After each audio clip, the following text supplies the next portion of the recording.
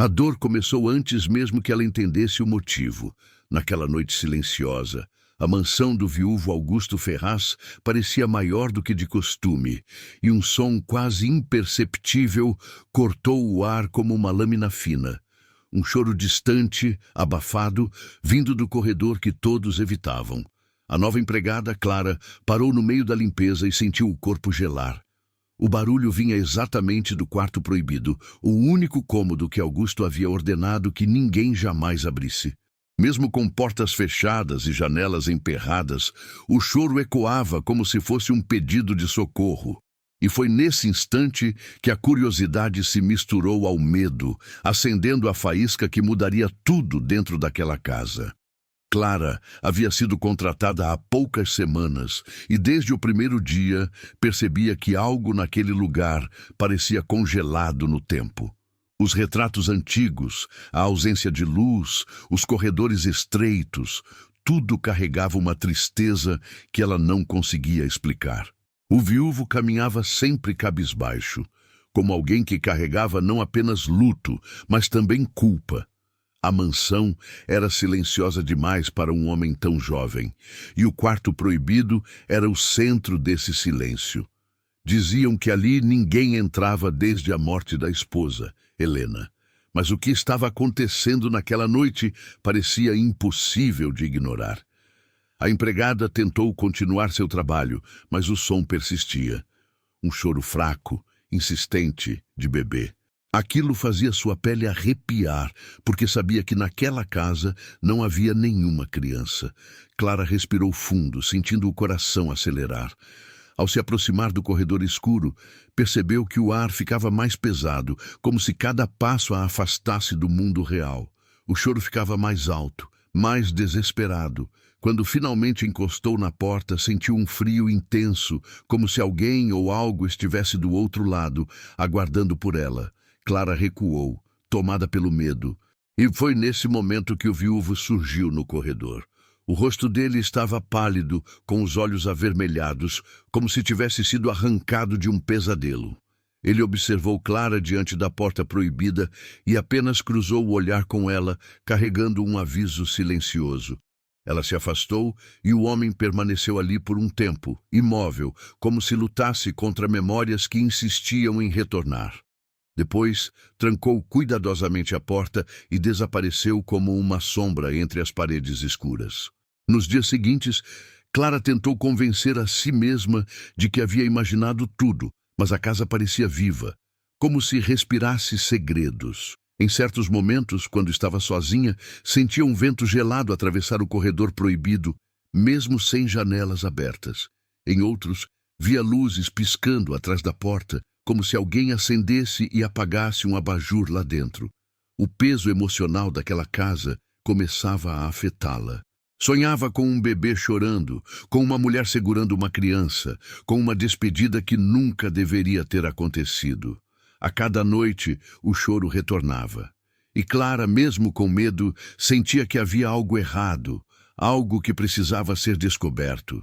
Até que numa madrugada tempestuosa, quando os trovões pareciam rasgar o céu, o choro recomeçou, mais forte do que nunca. Clara não aguentou. Munida apenas de sua coragem e de uma pequena vela, caminhou até o quarto proibido. A porta, dessa vez, não estava totalmente trancada. Um pequeno vão deixava escapar uma luz fraca. Era como se o cômodo a chamasse.